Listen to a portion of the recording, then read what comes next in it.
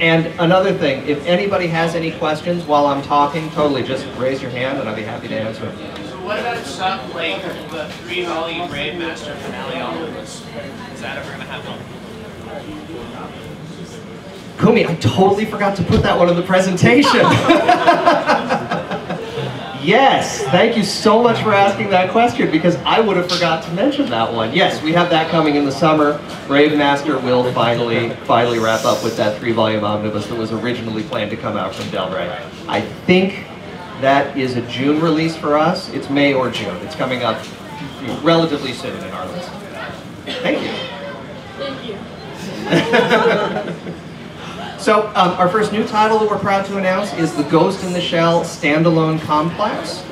This is a manga adaptation of the hit anime that ran on Cartoon Network. This is a very exciting manga. They're up to 3 volumes in Japan. It's ongoing.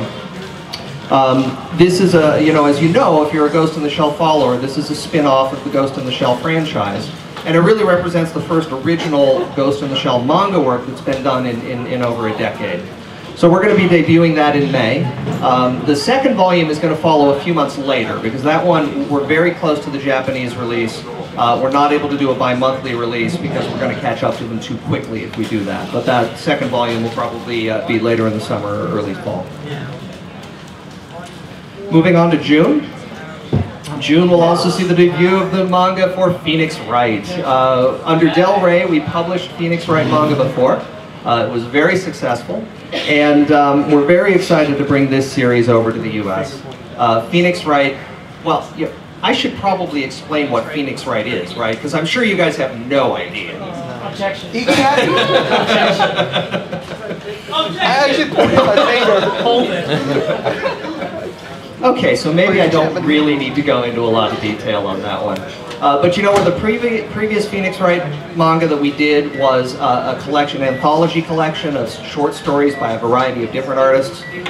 This manga by Kenji Kuroda is 5 volumes, Kumi? 5 volumes. 5 volumes complete, all by the same artist. And that'll be debuting in in June, which means that the next volume will be out in August.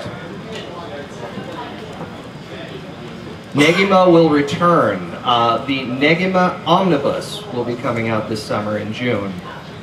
For those of you who may or may not remember, there was this is going way back, and I'm really old and I've been doing this a long time, so bear with me.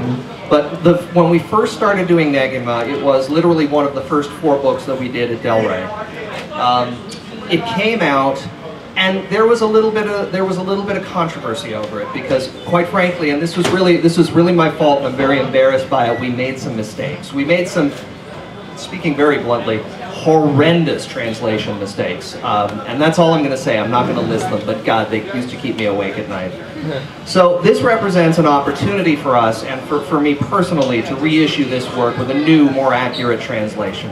So this book is going to be out in June. It'll be a 3-volume omnibus. It'll be much lower price than buying the 3 individual volumes. It'll be $19.99 for the 3. It'll see a new translation, and I'm very excited to reintroduce this work into the market. And speaking of Rave Master and Fairy Tale, Hiro Mashima, who basically does not sleep, was also working on another manga when he was out here a couple of years ago to promote Fairy Tale. That manga was Monster Hunter Orage. In a funny aside, when I was in Japan around the time that we were talking about this, I've never heard the word orage before. I had no idea what this was. This is a French word. I actually still don't know what it means. But every time I'd walk around the Kodansha offices and I would say, I'm very interested in Monster Hunter Orage. And they would just look at me and they'd be scratching their heads and they'd be going, what the hell is this stupid American talking about? I eventually learned that it was Monster Hunter Orage, and Monster Hunter is a series of games. It's successful here in the United States. It's beyond successful in Japan. It dominates the platform of the PSP. It really helps push sales of the PSP. But we really, in looking at the books that we could do, again, I'm personally such a big fan of Hiro Mashima. I want to publish everything that he's done. So to bring over this 4-volume series is a great privilege for me. We'll be launching that in June, and that'll be on a bi-monthly release. I'm going to take a deep breath and see if there are any questions. Yeah. Being a film estate in this little magnitude, I know it matters to a lot of people. When you continue the series, how much are you keeping the cover designs the same other than obvious, necessary logo changes? So did everybody hear that question? The question was, when we're bringing the series over, how much are we keeping the Japanese cover design? Especially when you're continuing the old Del Rey. Oh, that's an outstanding question, and thank you for that. The Del Rey spines, if you look at them on the shelf, you'll see they have what we call a swoosh on the top and the bottom. On the top is Del Rey spelled out in katakana. On the bottom is the Del Rey logo.